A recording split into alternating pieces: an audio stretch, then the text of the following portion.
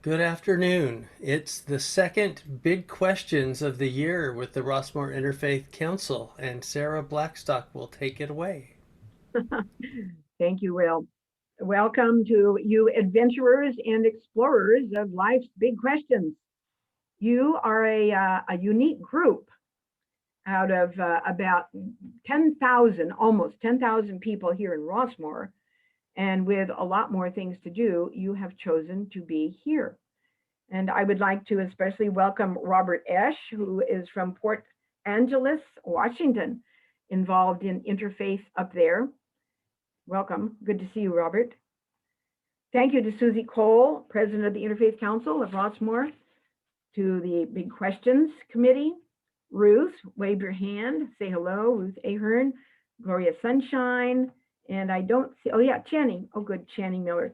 These three ladies have been a tremendous help in guiding the Big Questions program as we go into our fifth year. And Will has been just a wonderful mentor. I was so nervous when I first got on Zoom to do this, and somehow there's something about Will that is very calming. So I really appreciate that, Will.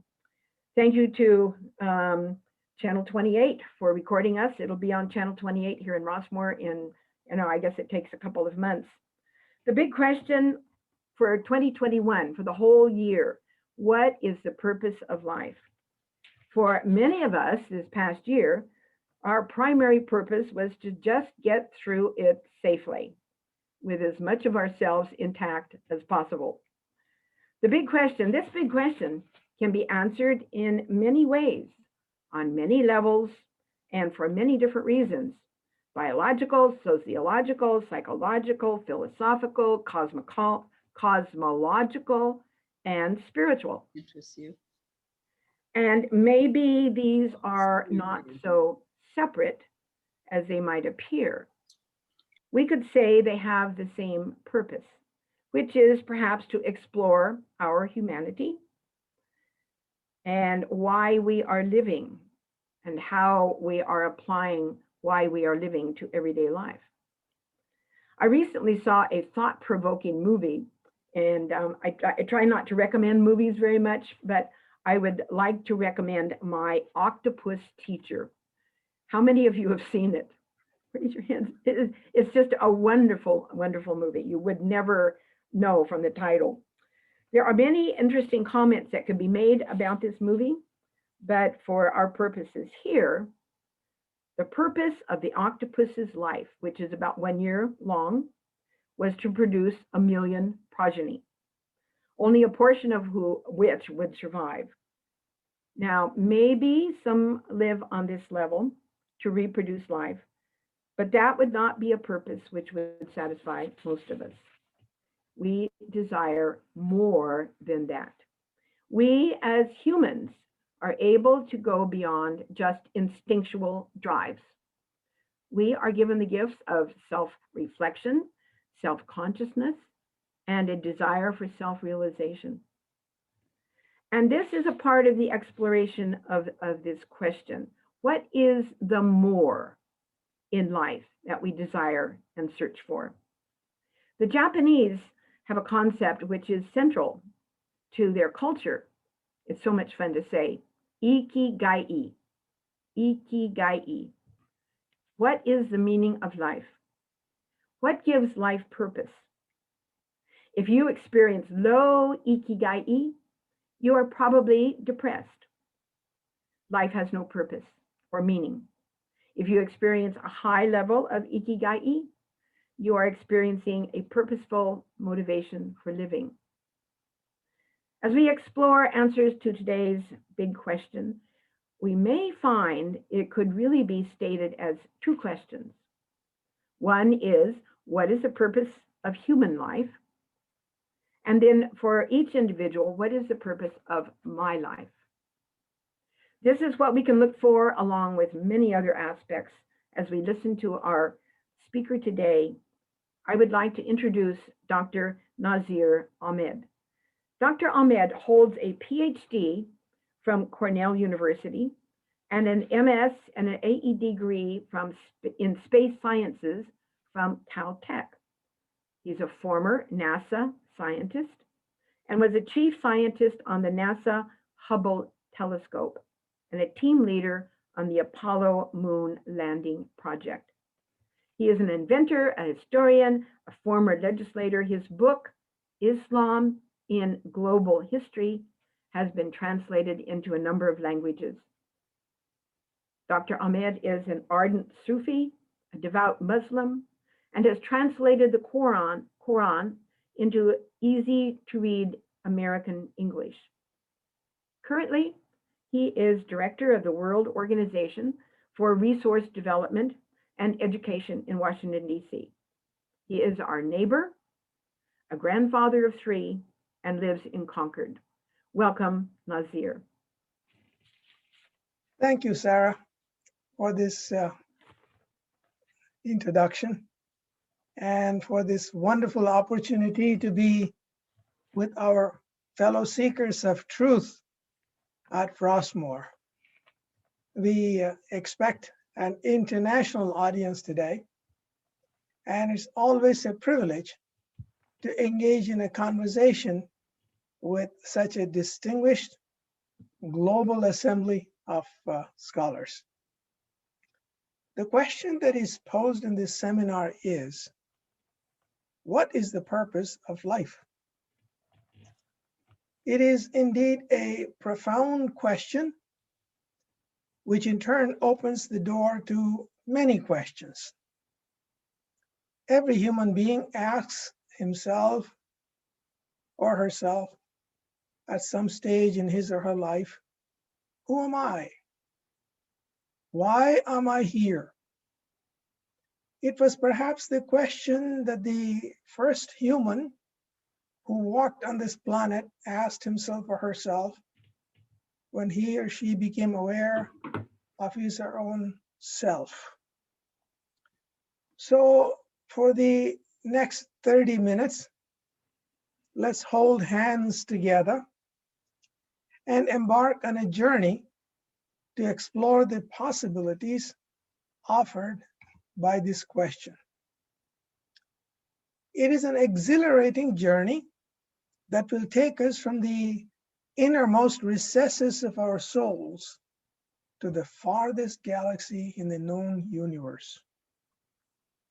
We'll occasionally pause on this journey as if we are on a lookout on a windy road in a lush forest leading up to a mountaintop and savor the panorama that each lookout offers. We ask, what is the purpose of life? The immediate riposte to this question is, must there be a purpose? Is it not possible that life has no purpose? And then, must there be only one purpose?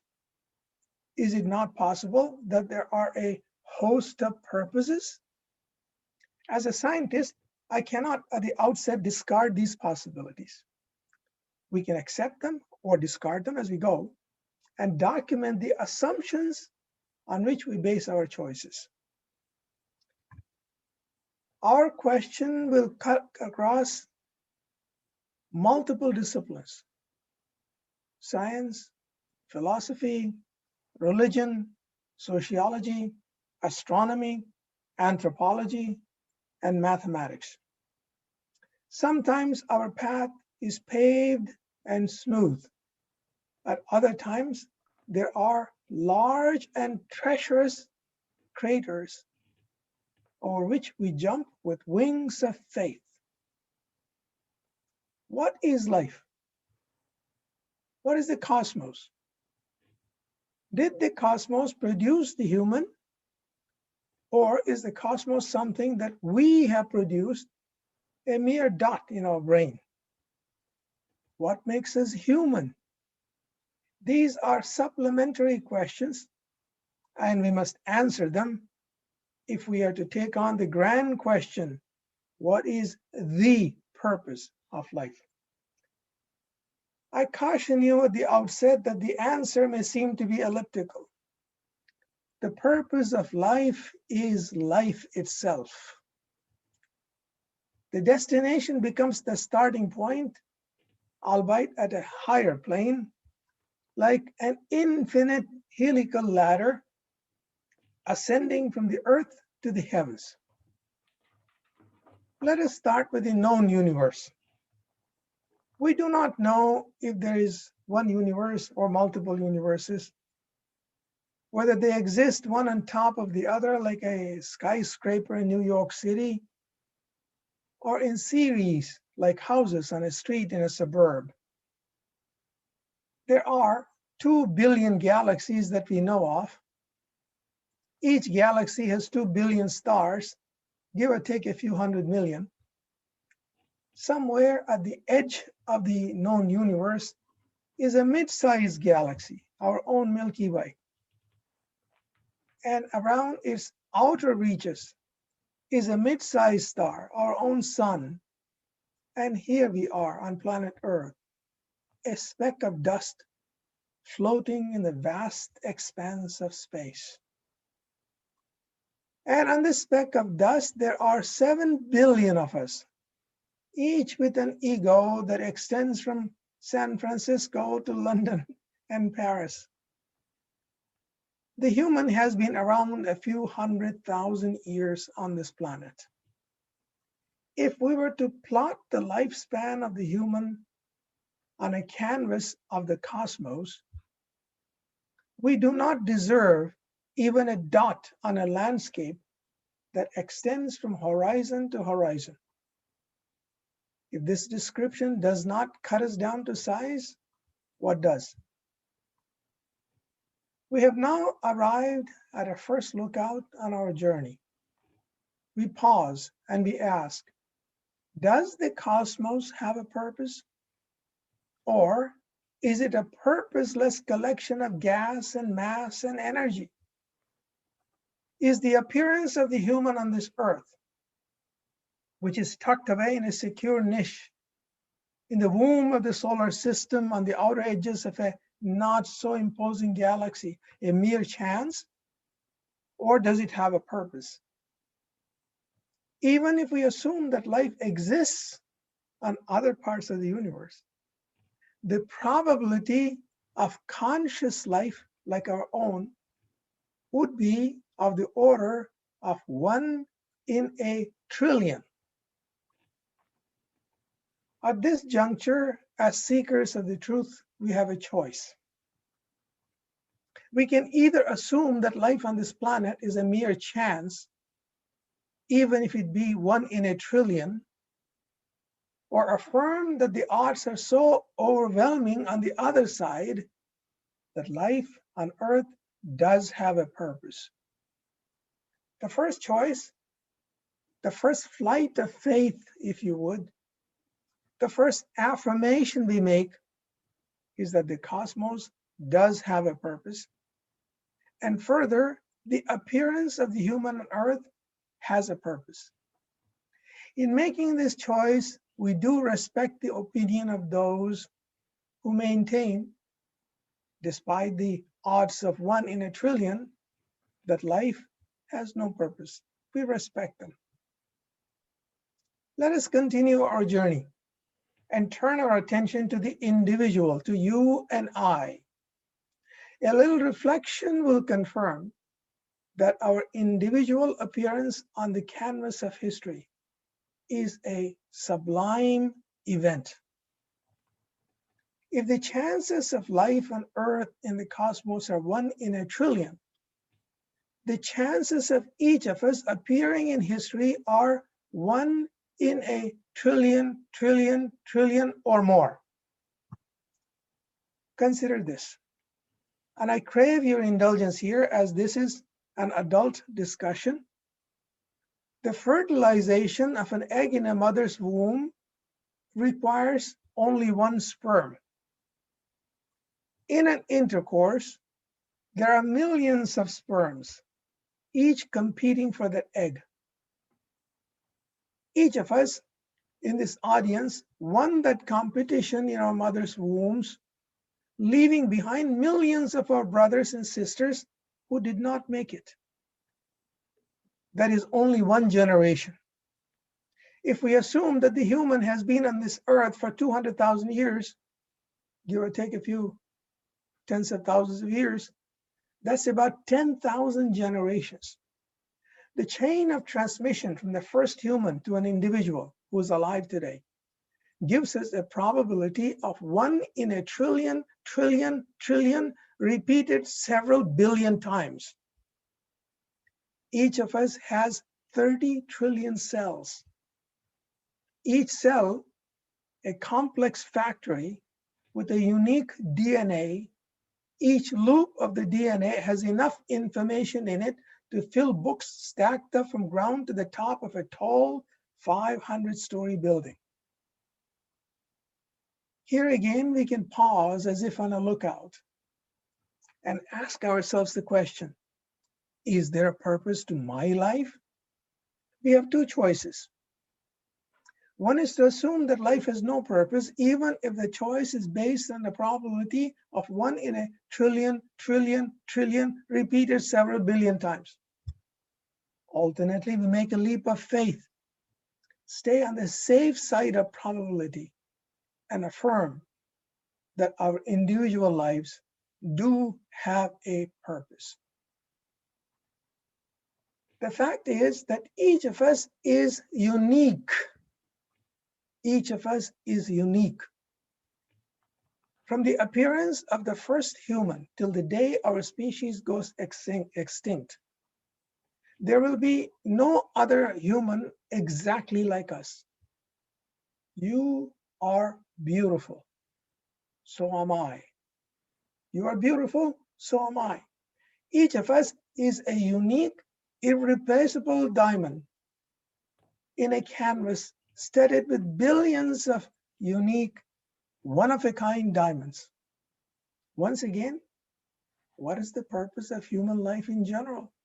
Specifically, what's the purpose of my life? Let us start with the basics. What makes us human? We'll leave aside those who assume that what makes us human is the absence of a tail on our backs, or that we walk on 2 feet. We can easily design a robot that walks on 2 feet with no tail, that can even talk and think and perhaps even smile. What makes us human are our unique attributes. We are gifted with eyes that see, ears that hear, senses that touch and feel, a tongue that speaks, a mind that sifts through billions of bits of data, dissects and integrates it, learns as it goes, and takes us to the very edge of the known universe. And that is just the beginning. We have a heart that is aware of the unseen, knows the ecstasy of love, the pangs of separation, and a soul that is attuned to ethics and sifts through right and wrong. It has a sense of justice. Most importantly, we are blessed with a spirit that connects us with life itself and links us with the divine. Let me illustrate this observation with a parable. And it will take a couple of minutes. It's a long parable. Suppose I had an encounter with an alien life form in the depths of outer space 1,000,000 years from today, and he asked me, "Who are you? Where do you come from? Where are you going?" My response would be something along the following lines. I am a son of Adam and Eve. I was with him when he was expelled from our heavenly abode. I was with Noah on his ship, with Abraham when he was thrown into fire. I was with Moses when he spoke to God on Mount Sinai. I was with Jesus on the Mount of Olives. And I was with Muhammad, peace be upon them all, when the angel Gabriel asked him to read the book of life. Yes, I was with Michelangelo when he painted the Mona Lisa. And I was with Rumi when he poured out the pangs of love in his heart with his poems. Yes, I was there when Armstrong landed on the moon. And I was there when we built the first quantum computer. I am separated from my beloved. I rode on the wings of Gabriel, penetrated the layers of heavens and earth, looking for my beloved. The alien life form, probably an inorganic artificial intelligence, will not understand the term beloved. And he will probably ask me, who is your beloved? And I'll reply, he it is who will find me. We are ready at this stage in our journey to pause again and follow the footsteps of the great philosophers, saints, and prophets who have walked this path before us and have left the footprints to guide us.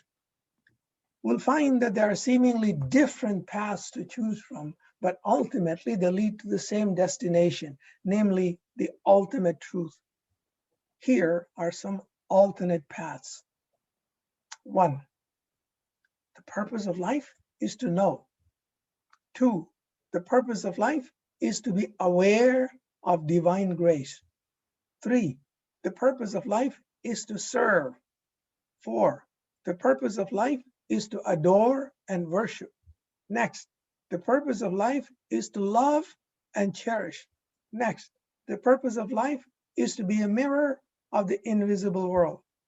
Next, the purpose of life is to be a witness before God. These paths are overlapping. They ultimately point towards the single destination, the ultimate truth. I would like to share with this distinguished audience the path that is offered by my own Islamic tradition. The Quran is an oracular book that is a compendium of science. It offers guidance to the seeker on the path to the truth. A large portion of the book is dedicated to science in nature, in history, and within the human soul. Here is a quote. Indeed, in the creation of the heavens and the earth, in the contrast between night and day, in the ships that sail the oceans for the benefit of humankind, in the rain that God brings down from the heavens and with it gives life to a dead earth, and the fauna of all kinds that it spreads, and the winds that blow, and the clouds that float, captured between the heavens and the earth. There are signs for a people who reflect. The Quran affirms that the cosmos itself has a purpose. It is created to manifest the truth. And I quote again, do you not see how God has created the heavens and the earth in truth? If he so wills, he will take you away and bring forth a new creation. The word in the Quran for truth is al-haq. A word in its import is like an ocean. The glottal sound in Hebrew and Arabic is hard for us English-speaking people to pronounce. It has multiple nuances depending on the context. It means the truth. It means justice.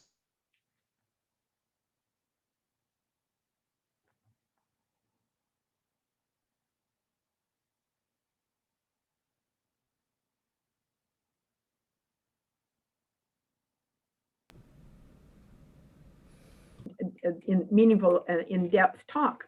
Let's what struck me as just such a highlight is that we are each unique, and this would seem to contribute to not only our own purpose, but the purpose of the universe. Like, if we are absolutely unique and there's no one else like us in the whole universe, what is it that each of us can contribute to the purpose of the universe? That's a question for each of us. What can I uniquely contribute that nobody else can to the whole universe? And maybe that question is a question in itself, that the purpose of life is finding our own purpose. Well, that's very, very well said, Sunshine. The purpose of life is finding our own purpose. I think that's quite pithy. Well, it goes with what you said, but I want to just add to what just strikes me is this man's amazing delivery of, for me, just warms my soul, with him breaking down everything to its finest minuscule microcosm, and then go back and forth between macrocosm and microcosm. He's brilliant. So the fact that it says that no purpose or one purpose or many purposes, and he sort of leans to the many purposes. I got 6 out of the 7, maybe someone got the 7th, but he said to know, to be aware, to serve, to adore, to love and cherish, to be a witness to God. And there was one before that. I think I picked up to be a mirror of the invisible. Oh, look, someone got it. To be a mirror. Okay, thank you. Of the invisible. Now that's a beautiful list there, and that truly is what makes us human. Is there anybody else that something stood out for you? Thank you, Sunshine. I really like the purpose of life is to find our own purpose. The simplicity of that is really quite exquisite. You know, what came through for me was the size of the reality that we're existing in. And we see ourselves, we see Earth as the center. And I think he's showing us that, you know, a little blip, a little tiny, tiny, tiny dot on the timeline of existence is not even really that mentionable. That's who we are. And amongst that, amongst all of humanity, we are one human. But what really struck me was that uniqueness that's where the great power is for each of us, because we have choice, but we're a part of a much larger picture. And you know, it's just like, you know, leaves are a part of a tree. A tree is part of the plant species. A plant species is a part of the earth. Everything is unique. And we're all a part of that oneness. But within the oneness, we're unique. So I think what's the purpose for each one of us is having to do with our hearts, having to do with love, having to do with raising our consciousness. It's not more about knowing. It's really about, you know, the rise of our consciousness during this life. I just, what I picked up, it's just been so beautiful so far. I hope he's back real soon. What I picked up is when you get to this sense of awe at how huge the universe is, and therefore in a way leads you to scientifically to think things are random, right? That we don't matter because we're smaller than the smallest thing we can think of. He still says that in order for us to think of ourselves as having purpose, it takes a leap of faith. It's just as easy to say uniqueness doesn't necessarily have to mean purpose. A leaf on a tree can be unique, but maybe it doesn't have a purpose. It could be replaced by a different leaf. I mean, I often think, what if a different sperm and egg had been combined? There would be a different person on the earth and I wouldn't exist. So that gives me a sense of wonder and awe of what do I want to do since I'm here? But if I wasn't here, then there would be another person who would have a sense of purpose. So, oh, he's back. I'm going to stop. Okay, well, thank you, Deborah. Welcome Back, Nazeer. We were just kind of discussing the richness so far of your talk. So please, you're back in. Go ahead. You're muted. You're muted. You're muted.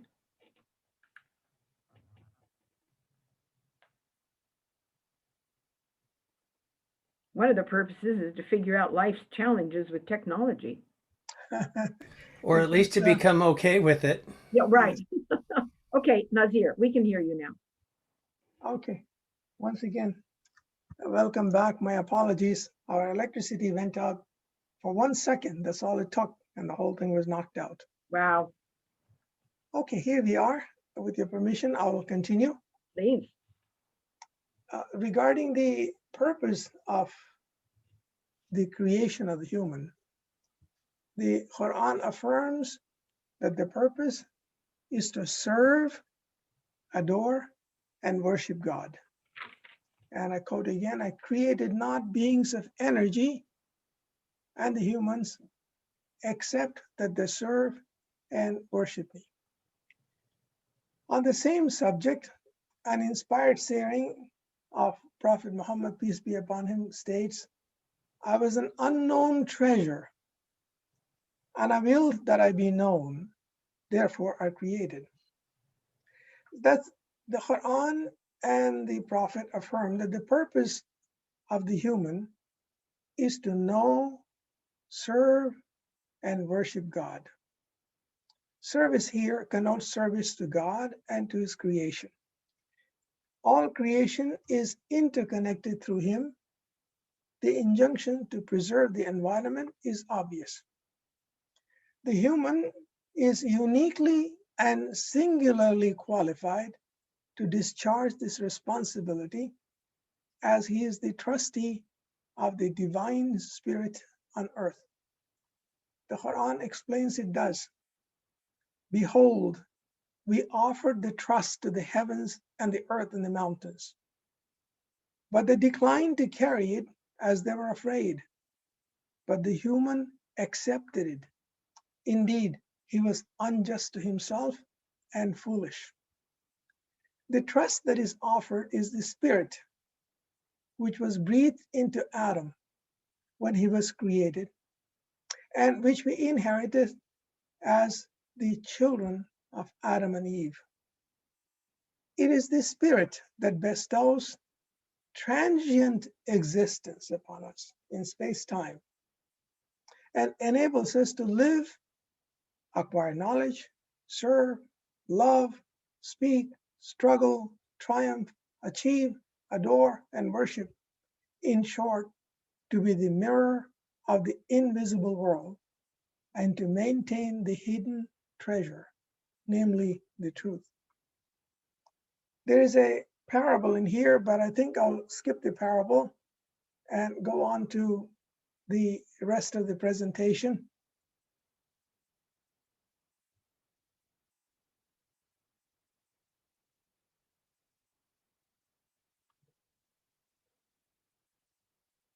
It was a Sufi story, and maybe if there's time, I will cover it a little later.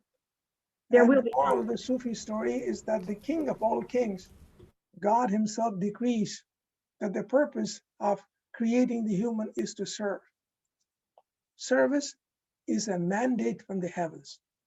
If every person served his neighbor, there would be no hunger in the land and no despair. Would it not be a heaven on earth if the black and the white, the Hispanic and the Asian served one another? To slight it differently, if the Christians, Muslims, and the Jews, along with all other faiths and non-faiths, believers and disbelievers alike, served one another. We as humans need one another. I need you to know myself. Without you, I do not know who I am. In my Islamic tradition, the Quran explains it this way.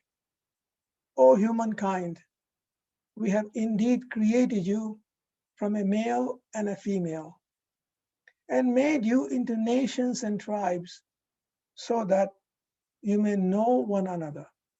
Indeed, the most noble of you in the sight of God is the one who is the most righteous amongst you. Having taken an arduous path through science, philosophy, theology, and sociology, Let me summarize our answers to the questions posed in this seminar. First, why are we here? The answer that is offered is to know God. That's a big statement, to know the truth. Knowing Him connotes knowing our own souls. As the saying of Prophet Muhammad, peace be upon him, states, one who knows himself or herself knows God. Second, what are the factors that define our purpose in life? The factors are those that define our own selves as human beings. They include seeing, hearing, touching, speaking, thinking, loving, feeling, making choices, and connecting with what is perceived and what is beyond perception. Third, what is the purpose of humanity? And what is my individual purpose? Humankind is created to search for and find the unknown treasure, namely the truth. In this collective endeavor, each individual plays his part, chiseling out the majestic edifice of history. The individual effort finds its expression in terms of knowledge of the known, awareness of the unseen, service to fellow humans, compassion to all created things, devotion and worship of God, and trusteeship of the Spirit. Each is a path, an avenue, a means. Ultimately, all paths lead towards the same ultimate truth, Allah. Thus, the purpose of life is life itself. The purpose of life is life itself. Only life has the divine gift to grasp the majesty, the subtlety, the awe, and wonder of its own existence.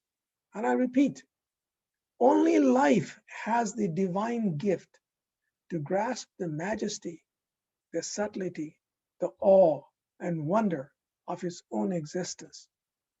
It is life, that precious moment in the eons of convoluted space-time, when the human is animated by the Spirit, that enables him or her to be aware of God's grace, acquire knowledge, serve fellow humans, care for all creation, be worthy as a trustee of the Spirit, adore, love, and worship the one who makes it all possible. Thank you. And I'll look forward to learning from you on this profound question. Thank you very much. Thank you, Nazeer. Do you have time for your story, your parable from Sufi? I mean, we have time. If you want to tell it, it will take about 3 minutes. Here it is. That's I'll fine. roll it back up in here.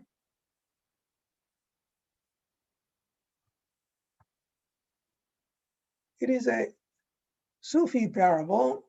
I remember at a conference in 2007 that was presided over by the Dalai Lama in Amritsar, that was in India. I shared this parable because I was one of the invited guests. When it was all over, the rabbi, who was also a friend of mine, he came up to me and he said, Nazeer, that's a Jewish parable. But anyway, here it is. There was once a kingdom, vast and rich, not unlike our own, extending from ocean to ocean. God had blessed the realm with rich soil and plentiful rain. Snows melted from the tall mountains, forming rivers that irrigated the lush plains. Fountains gushed forth from the earth, creating streams that laced through the land. Gardens graced the kingdom from one end to the other. There was plenty of fruit, and crops were bountiful. Yet the people were unhappy. The crops were plentiful, but there was hunger in the land. The shops had plenty of goods, but the merchants cheated. The functionaries of the king drew huge salaries, but they extracted bribes. The priests said their prayers aloud for everyone to hear, but they preached hatred. The guards had become oppressors, and the guardians of morals had become the worst offenders of morals. Women were abused, and the children were abducted and sold in faraway lands for pittance. The king was concerned about the state of affairs. So he summoned the Grand Vizier and asked him, "Why are my subjects so unhappy? God has given my land plentiful rain and abundant crops, but the people are poor and hungry. The mosques and temples are overflowing with worshippers, yet there is hatred at every corner. Why is that so? Not unlike our land today." The Grand Vizier reflected for a moment. "Sire," replied the Vizier, "grant me 2 banquets, which you will grace with your presence. I'll show you the malice that eats up your Majesty's realm." The king was puzzled. What does this wise old man have up his sleeve, he thought. But he had confidence in the judgment of his vizier. "Let it be so," declared the king. The day for the first banquet was fixed. Royal heralds were dispatched to the towns in the far-flung realm that the king was hosting a royal banquet for the officials and the professional religious men who officiated at the prayers in the temples and the mosques. On the appointed day came the professional priests and the bureaucrats on their horses and chariots, dressed in their best, their mustaches trimmed and their beards tended. They decorated their horses and adorned their chariots to look their best and gathered at the door of the banquet hall, pushing and shoving each other to get in the front of the line. The vizier arrived, surveyed the crowd, and to test their ego, asked each of them, "Who is the leader amongst you?" To a man, each one answered, "I am. I am the chief amongst all these people. I deserve to sit next to the king." The king was ushered in from a side door, away from the jostling crowd, and was seated on a golden dais. The door was open for the priests and the functionaries. They barged in like an unruly horde, trampling over one another to get close to the king. Chairs were toppled and there was a bedlam. The king watched in silence, wondering why the vizier had invited such an unruly mob into his presence. The vizier ordered that everyone be seated so the food could be served. And the food was served in large bowls of silver. The sweet aroma of the dishes from the royal kitchen filled the hall. Then the spoons were brought in. Each spoon was 4 feet long. The professional men of religion and officials of the kingdom grabbed their ladles, shoving them into the faces of the men seated next to them, poking those across the table, spilling the food onto their turbans and all over their clothes. It was a total mess. The king looked at the vizier in baffled amusement, sensing that the king was irked. The vizier approached him and whispered into his ear, "Sire, one more banquet, if your majesty was so pleased. I need one more banquet to demonstrate why the people in your majesty's kingdom are unhappy." The next week, the word went out that the king would host another banquet, this time for the true men of faith, the saints who lived on the outskirts of towns, spending their time in the remembrance of God, earning their bread by the sweat of their brows, and serving fellow man. On the appointed day came the saints on foot in the clean, white, long, flowing robes. Their hearts were as much without blemish as were their robes. As they arrived at the door of the banquet, they greeted each other, "Peace be with you," and stood with folded hands, one behind the other. The vizier arrived and asked the man at the head of the line, "Who amongst you is the leader?" "My brother behind me is my leader," answered the man. The vizier then asked the next man, "Are you the leader of these men?" "My brother behind me is my leader," answered the second man. And so it was, until the vizier asked the last man in the queue, "Who is the leader amongst you?" "Did you not meet him?" came the answer. "He is the one at the head of the line." The king was ushered in from a side door and was seated on the royal dais. The doors to the banquet hall were flung open. The men of true faith, the saints, entered one at a time with great humility and respect, bowing to the king. And they were seated, the first man occupying the last seat first, until the man who had arrived last was seated next to the king. The royal dishes were served and the long ladles were brought out. The man at the head of the table said, "Bismillah," in the name of God. Each man carefully reached out for a ladle and with great care fed the person across the table.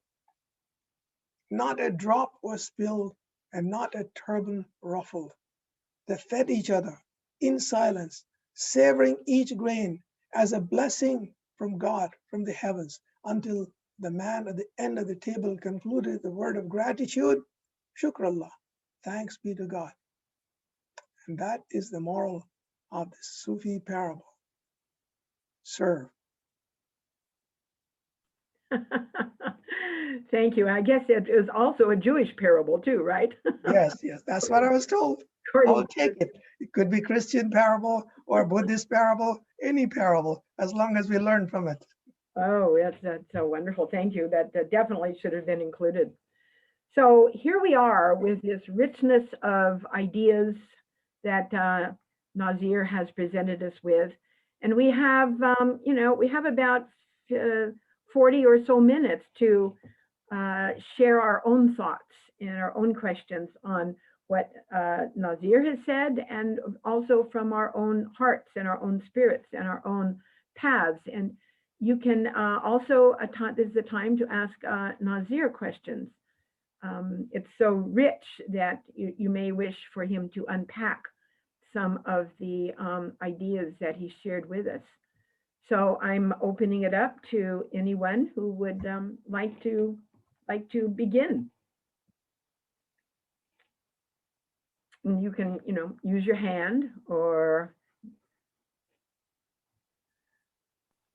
we can have some. Oh, go ahead, Channing. I see your hand. We also have some reactions and options down there where you can do a thumbs up or a clap or raise your hand if you'd like to be called upon in the reaction button on the bottom.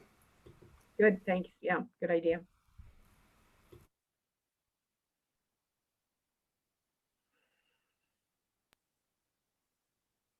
I'll ask a question, Sarah. Go ahead. Hello, Dr. Ahmed. This is Channing. How are you? I'm fine. So lovely to hear you again. And nice to see you once again. Thank you so much. I guess what you presented today is so all-encompassing. It's very integrated, which I like very much. It's not just looking at one view, it's really looking at a much broader view.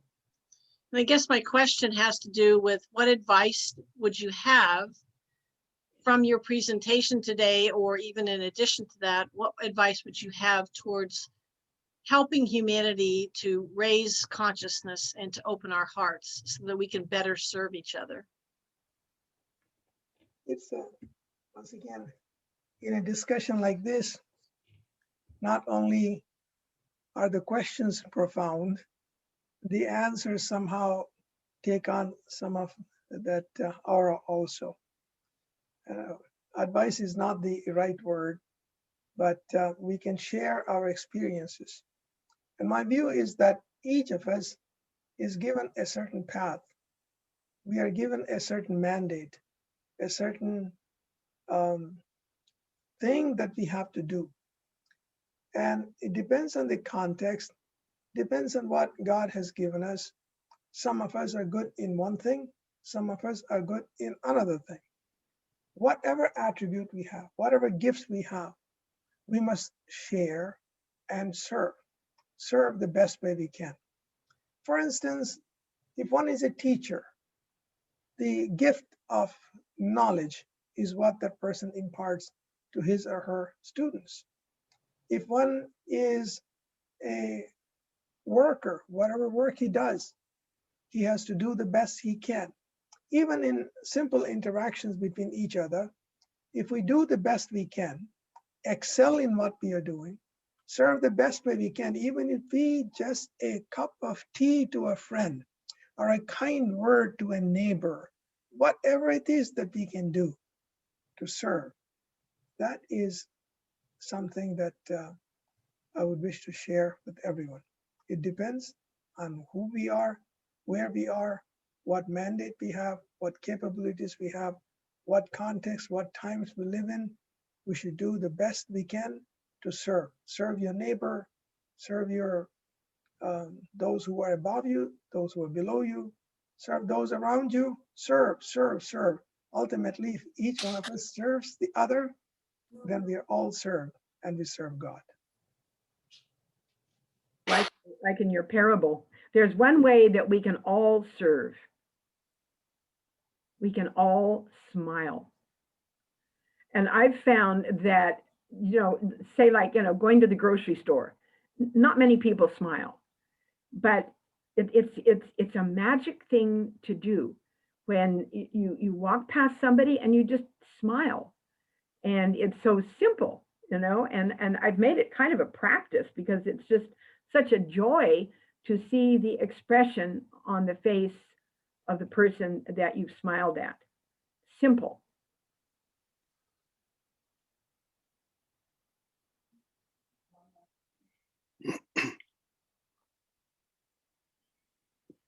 Hi, Dick, please.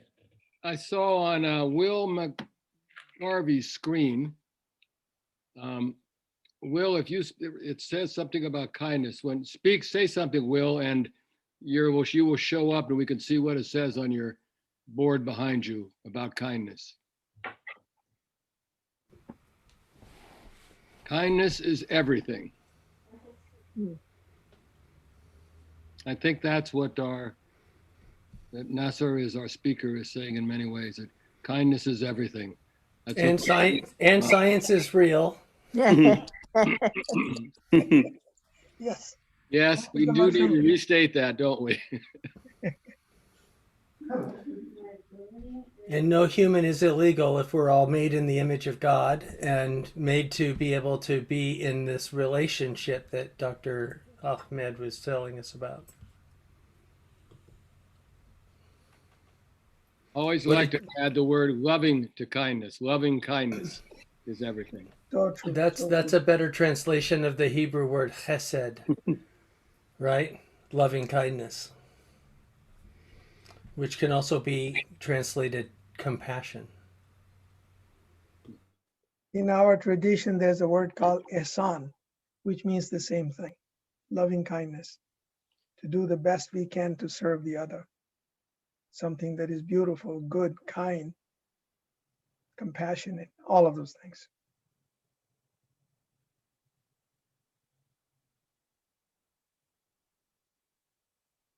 In my tradition, my current tradition, we call that mindfulness. Yeah.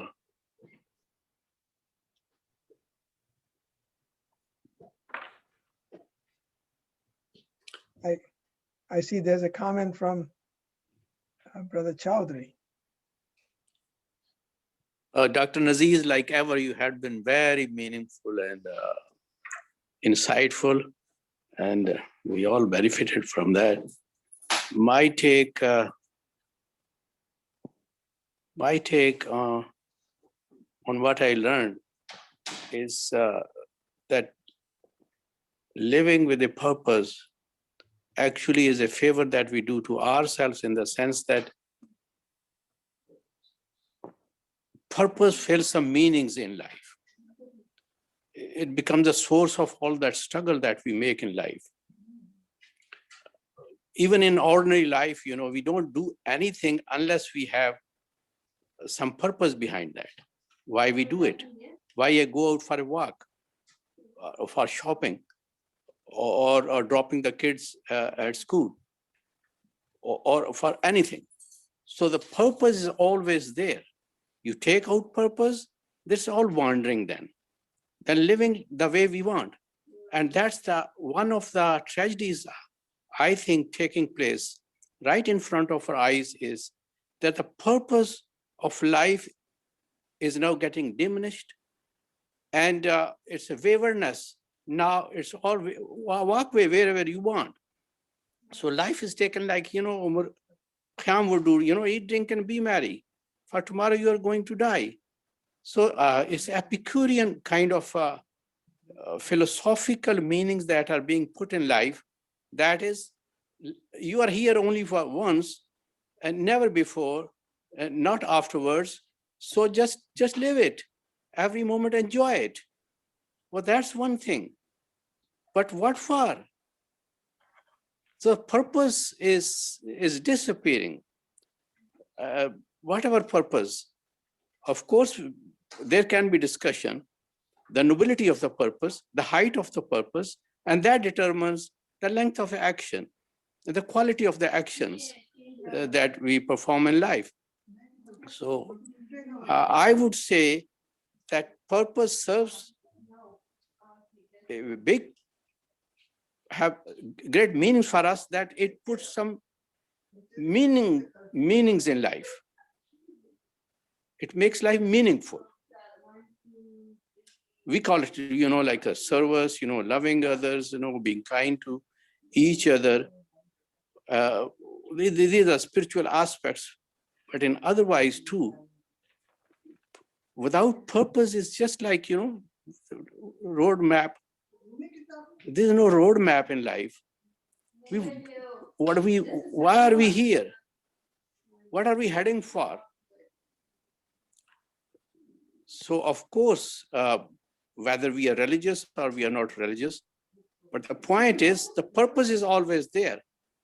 And that determines the quality of the actions that we do in life. And unfortunately, it's purpose that is being now targeted. It's just like, just enjoy, have fun. Well said. Purpose is that ladder that connects the earth to the heavens. And Yeah. without the ladder, we dangle between the earth and the heavens. That would be the summary of it. I concur with everything that you have said. Yeah, that's true. So, Dr. Ahmed, it seems, Okello, do you want to ask a question? I was just going to lift up that you lifted up service as one of our prime All right. reasons for existence. But Okello, you want to go? Yes. Just wanted to make an addition to Doctor's presentation on purpose. I have a twofold thing that I've picked from him, that we can live with a purpose to please our Creator. And anybody who creates something, you expect that that thing you have made will serve the purpose you have put it there. So if we believe our God, Creator, is there did not make a mistake to create us, we are living to please Him. Now, the second part is we live for others.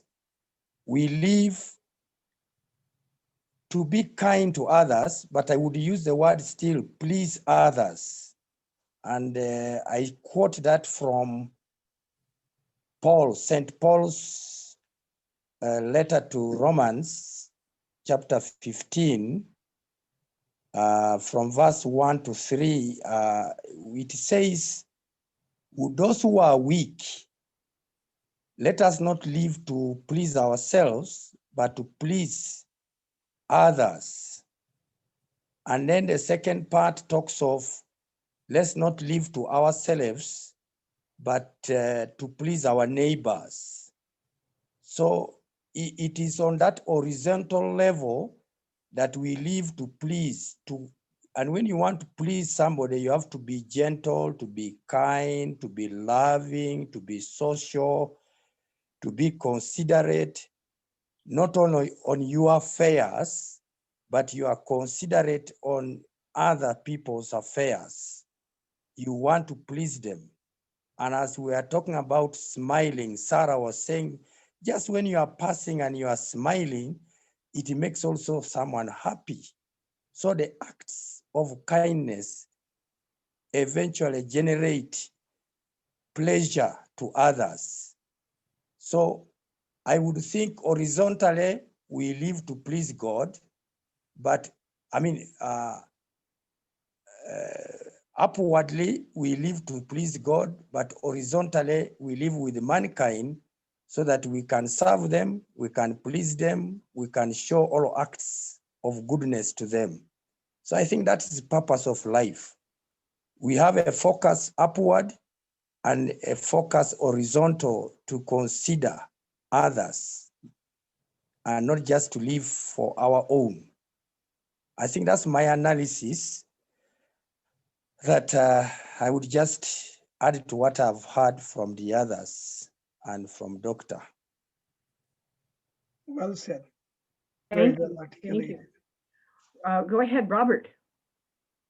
It's good to see you, Dr. Ahmed. I was honored to be there in person a couple of years ago with Sarah and all the good people there at Rossmore's. It's good to see you. I'm up here in Washington State. Good to see you. Thinking about purpose being to know and to serve in life and the importance of others in both of those things. You said that we need one another to know ourselves. So, and we of course need others to be able to serve. So they become paramount in that duality of to know ourselves, we need others, and to serve, we need others. And just because of the events of last year, I got to thinking about the diversity of races that are present on the planet. And I'm just wondering if you might think that the different races are different experiences of what it is to be human. And as we get to know people in diversity, we get to know more of ourselves. And of course, we have the opportunity to serve.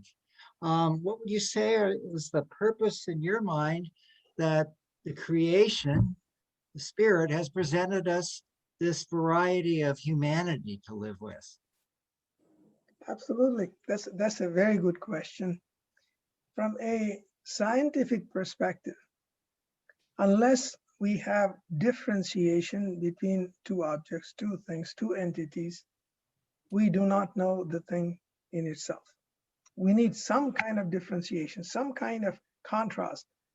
For instance, if all the walls in an enclosed room were painted white and there was no window or door, we would not know whether the wall was white or some other color. So differences are essential for us to know. And indeed, when we try to do research, we try to perturb it and find something that is something that is different so that we can learn something about the first thing that we are trying to focus on. So the good Lord, when he created us, when he created the cosmos, he created with diversity so that through the diversity, we get to know the cosmos and understand that in the diversity, there is that unity, there is a single hand. You mentioned color, for instance. That's beautiful. Each color is beautiful in its own right. The most important thing to remember is that each of us, no matter who he or she is, whether he's an American, a Russian, a Chinese, an Indian, an African, whatever, each of us is unique and beautiful. That's something we always forget. Namely, that never in history has there been a person like us, and never will there be another person like us. That's how beautiful we are. Absolutely stunningly beautiful. Every child is beautiful. Instead, we focus on little small things. Well, he's whatever, his nose is this, his ear is this, whatever. So your point is very well taken.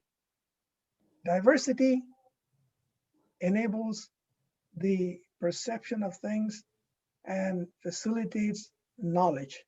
Without diversity, it's impossible to learn. That's why I need you. I need you to be different. Let me share this with you. You know, I gave a similar talk when I mentioned the conference in 2007 in Amritsar that the Dalai Lama chaired. I gave a talk similar to this and ended up by saying, I need you. The Dalai Lama was so impressed by it, and he liked it so much. On his way out, I was seated, I was standing, all greeting him as he was walking out. At the end of one of the lines, he just grabbed me by my left hand, and he says, come with me, I want to talk to you. I liked what you said. So he dragged me to his chamber, and in the chamber, there were just four of us, me, him, his assistant, and there was another gentleman who somehow barged in. And for one whole hour, he sat next to me on my right-hand side, caught hold of my right hand, and he was rubbing it for one whole hour and talking about how we need each other. One whole hour of it. Then when it was all over, I think I called up my wife and I said, you know, guess what? I spent an hour with the Dalai Lama. She asked me, did you take a picture? I said, no, unfortunately, I didn't take any picture. So yes, I need you. We all need each other. Linda, go ahead. Thank you for this talk and for the beauty of what you're just saying. Along those same lines, there's sort of the other side of that to me, and that is this. What do your teachings have to say regarding when that which we are as a presence of God on the earth becomes more of a burden to those around us for whatever reasons? At what point, since life itself is the expression of God and life, the purpose of life is life itself, we're living now when we become perhaps demented, as unfortunately, my family had that, my parents, one of them, and life became extremely miserable, not only for my mother, but for those around her for a very, very long time. So at what point do we, in our hearts, know when the purpose of a life has been fulfilled, and what is our obligation to remain when we no longer seem to be able to be of service and instead become a burden? Great question. Good question and a big question. Burden is man-made. It's a human condition. It is not God-made. If we served each other, if we looked upon every predicament as a challenge, as an opportunity to serve, as an opportunity to rise up and be more than what we are, then that which we consider a burden becomes a challenge, a blessing. For instance, somebody is sick. It is possible that some people may consider that person to be a burden. Jeevish, this person is sick, and how are we going to take care of this person? But if we take that as an opportunity to learn, as an opportunity to serve, then we say to ourselves, thank God I have the opportunity to serve this sick person. Isn't it true that all of the great sages, the prophets, served sick people? Yeah, that's the story of Jesus. That's the story of Muhammad. That's the story of Buddha. That's the story of all the great people. When you really listen to them and follow their footsteps, that's what they were doing, sir. namely that which we consider a predicament, a disaster, a burden, is an opportunity to learn, an opportunity to serve. A very small example I would present to you with your permission. About 20 years ago, I was traveling with a sheikh, we call a learned man a sheikh, and it was in Detroit, and it was winter, and there was a heavy snowstorm. And all the planes were canceled. This was the nighttime, about 7, 8 o'clock or so. And people were so concerned. Everybody was running around waiting to make a telephone. There were no mobile phones at the time, but there was a big line calling up their families and saying, well, do something. Or the companies, my $1 million tomorrow, what's going to happen to it? And the sheikh just sat there and said, what is God trying to teach me from it? So every predicament, every challenge is an opportunity for us to learn and grow, is an opportunity for us to serve and get close to God. Were it not for sick people, who would we serve? Were it not for the poor people, who would we give it to? If it not for the people who don't have it, who do we? These are there so that it creates an opportunity for us to be more than who we are. So it's a man-made situation, burdens. But on the other hand, if we looked upon it as an opportunity, we would thank God. Shukrullah. Thank you, O Lord, for giving me this opportunity to serve this sick person, for this opportunity to feed this hungry person, for this opportunity to give a coin or two to a man on the street, a woman on the street, or to take care of this child, etc. Thank you. And that's very beautiful. However, the side of it that I was hoping you would address is the side of the person who's become a vegetable or who cannot know where she or he is and cannot use the toilet and cannot know what's what anymore, even who he or she is, and yet remains alive given technology and nursing care and our current ethical standards, at least in America. It's a good question. It's a good ethical question. Really quick. Big question. This is a question that all of us face when our parents, grandparents, whoever it is in a hospital, dying or whatever, when we have to pull the plug. Is it the appropriate decision for us to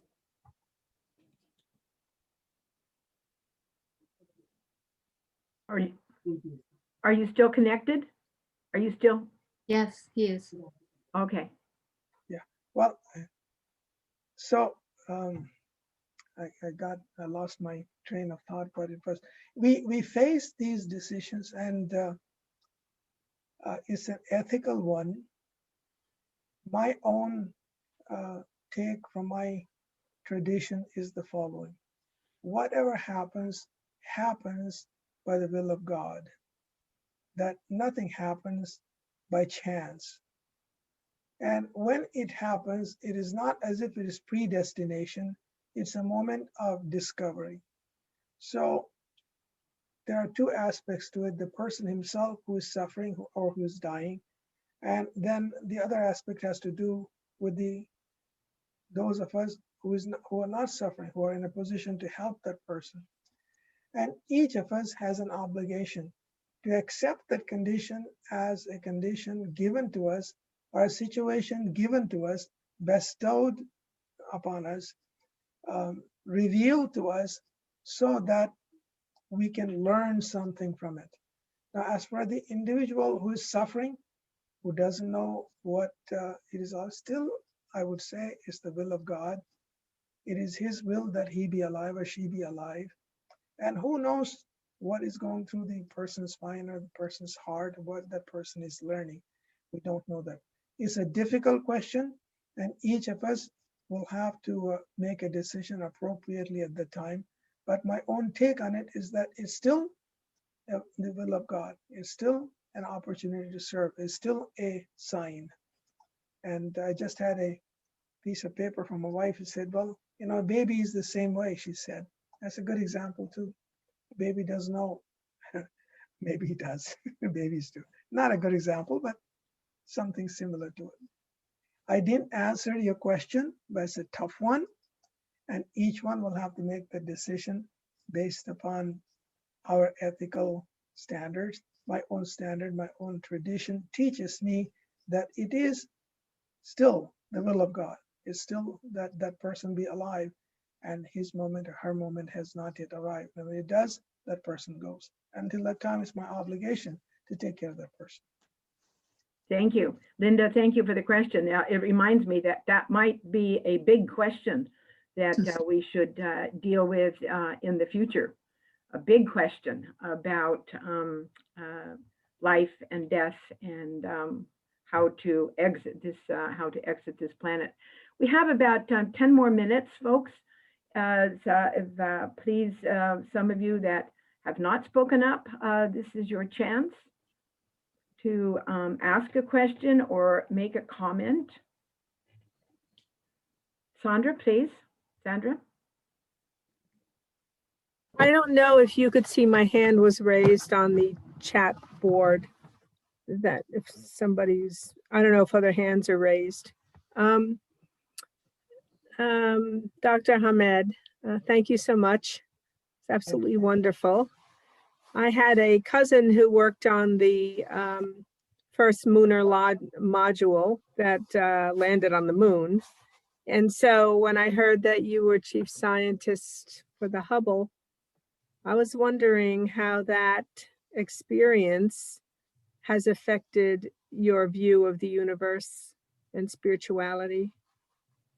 Profoundly, the Hubble Space Telescope opened up universes that we hadn't known before. It gave us an entirely different perspective as to who we are. When I say we, I mean the Earth and our solar system. To know that there are so many more stars in the heavens, so many more universes perhaps than our own, is a moment of transcendent humility. So for one thing, it made me more humble than I was before. I was humble, I think, but it made me more humble. Secondly, it taught me a great deal. Thirdly, the awe and wonder of God's creation. It is unimaginable. It is unfathomable as to how great it is, how magnificent it is, how large it is, how overwhelming it is, and how small we are. And still we have this ego that thinks that, Jewish, we can go from here. And there have been people who have claimed they were God, like the pharaohs, and so on. So the answer to your question is humility, knowledge, and again, teaching us that we are here for a purpose, and that purpose is to know Him, serve Him, adore Him, so that we too become something like His attribute. Thank you.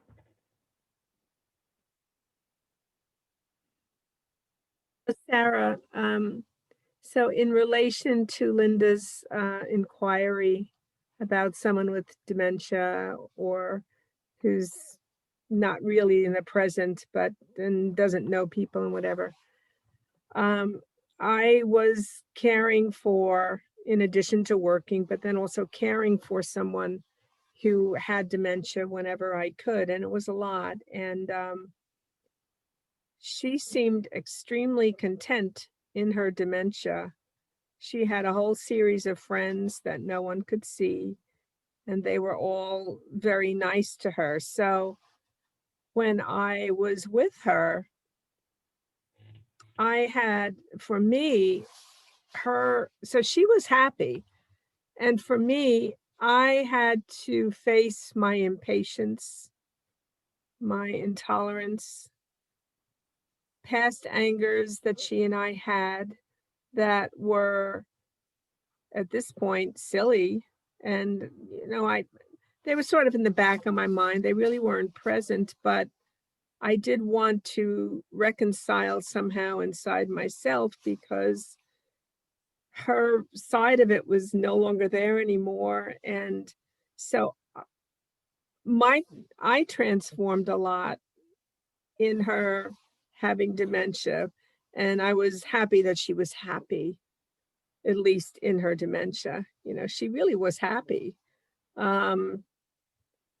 So I think when we care for ill people, a lot of things can come up for us. And it's a good time to contemplate. Thank you, Sandra. It can probably bring us closer to God and more in tune with ourselves also.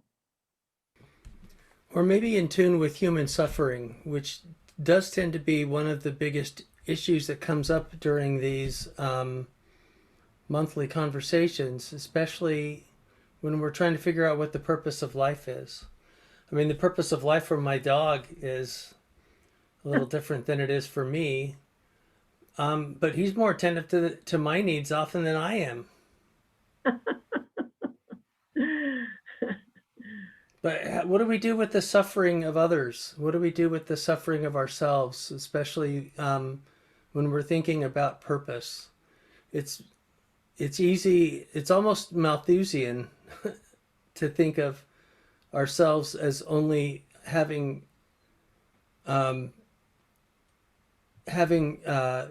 value when we're feeling most able to share and serve others. But what about those moments when others are caring for us? We're still as human as we are when we're able to serve others. When others serve us, it teaches us gratitude.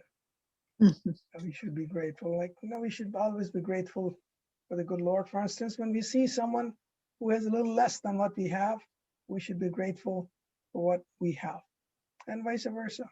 Every person is endowed with something that the other person does not. Every person is unique. No person has come here on this earth with something very special. There is something special about every single human being. We just have to find it. And one of the things that came up for us last Sunday or 2 Sundays ago at our Nurturing the Beloved Community Retreat, based on the teachings of Dr. Howard Thurman and Reverend Dr. Dorsey Blake, who continues to preach in Reverend Dr.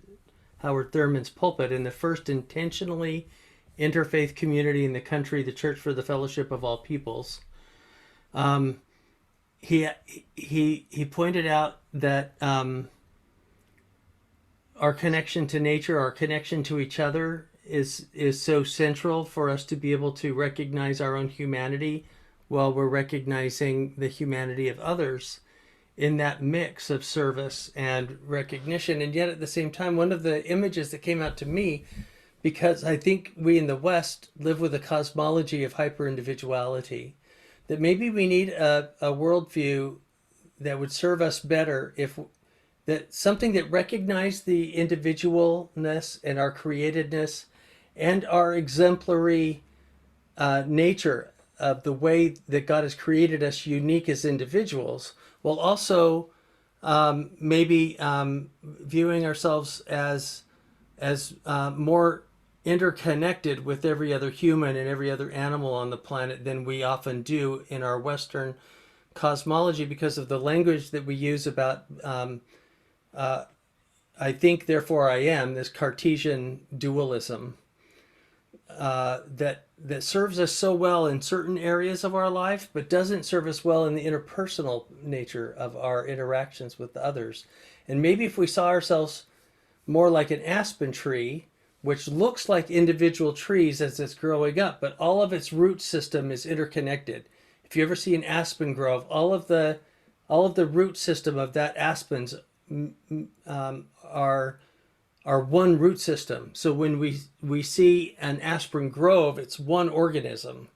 It's not an individual tree like an oak or it's more like the redwood, where the redwood tree's roots grow out of the roots. Even if a central redwood tree burns down, more trees grow up around where the roots of the old tree was in a fairy circle.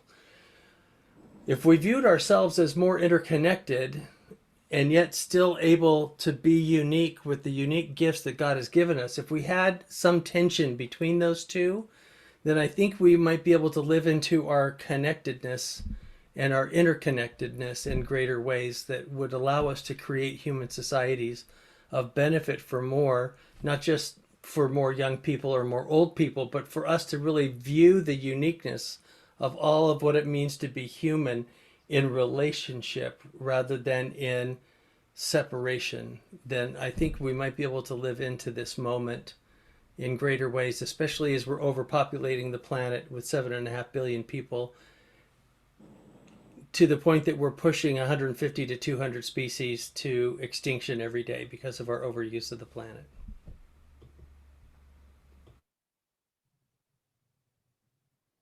And it would seem to me that the way that we can, at least in my own way of looking at things, my own path, the way that we can see all as connected to us is to see everyone as our brothers and sisters, is to see our whole planet as one family.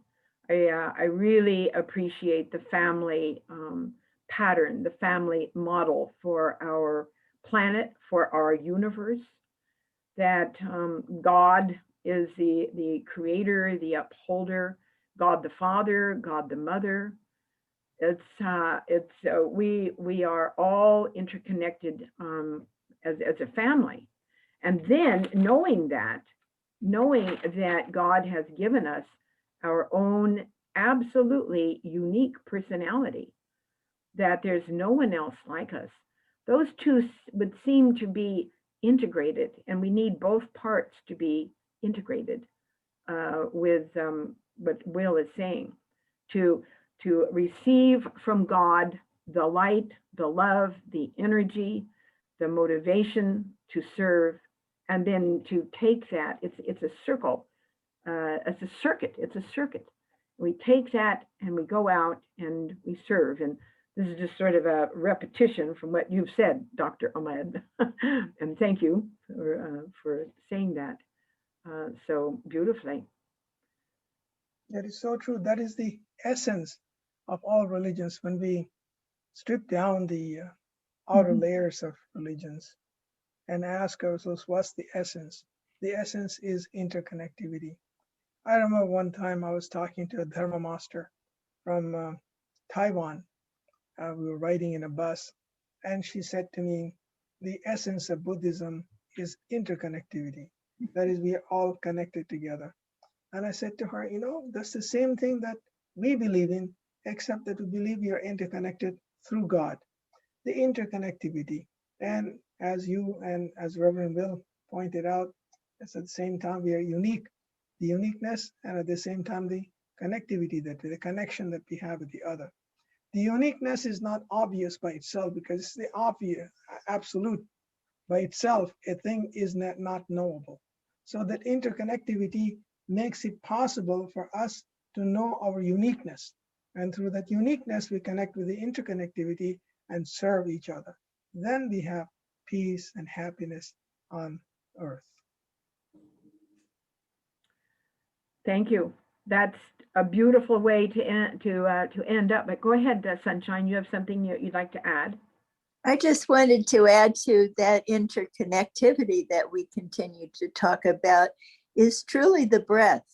If I think with COVID in this last year, and one wearing the mask, but also just thinking of the Buddhist meditation on listening to the breath itself. And if we all just breathe, we know that we are here, that breath is life itself. And if the purpose of life is life itself, and the breath is what we all do, it's the breath that connects us and really is one with God and our life source. So I just thought the breath should get honored in there. Thank you. Yes, Dick, please. You're muted, Dick. Thank you. Professor, we're all unique, as you said, we're all different. And my first grade teacher, who was a woman, Amelia Rathman, and we were talking about fulfillment. And she said to me, fulfillment comes when you're doing what you do better than anybody else can do it. Meaning you're really in tune with that uniqueness, doing what you're doing. And I found that to be a very powerful thing. And I've tried to do that through my years in bicycle retail, for example, and so forth, and now mindful living. And finding that what you can really do well really does bring fulfillment into your life and into those around you, hopefully. So true. Each of us serves God's purpose, and it's a huge mosaic that extends from horizon to horizon, studded with diamonds, and each diamond serves its purpose. And without that one diamond, the landscape is not complete. So whatever we do, we serve God's purpose, and that's the way we should do it. Do the best we can, no matter what it is that we do. Thank you. Thank you, Vic. And thank you, Dr. Ahmed Nazeer. Thank you. It's been so rich and illuminating and connecting. I so appreciate the way that you are able to express the essence of your past and the essence of who you are through being a scientist and a Muslim and probably a father, a grandfather. It's just all there, and it is with all of us. It's all part of who we are. And if we just give a moment for self-reflection and gratitude at the beginning of the day and the end of the day, I think that the light of the Spirit will continue to give us energy to go forth. So thank you all. Thank you, Will. And we will see you again, some of you, next month. And thank you very much. Thank you, Dr. Ahmed. Thank you, everyone. Thanks. Thank you. Thank you. Thank you. Always amazing conversations. Thank you, everyone. Thank you. Will, you might just talk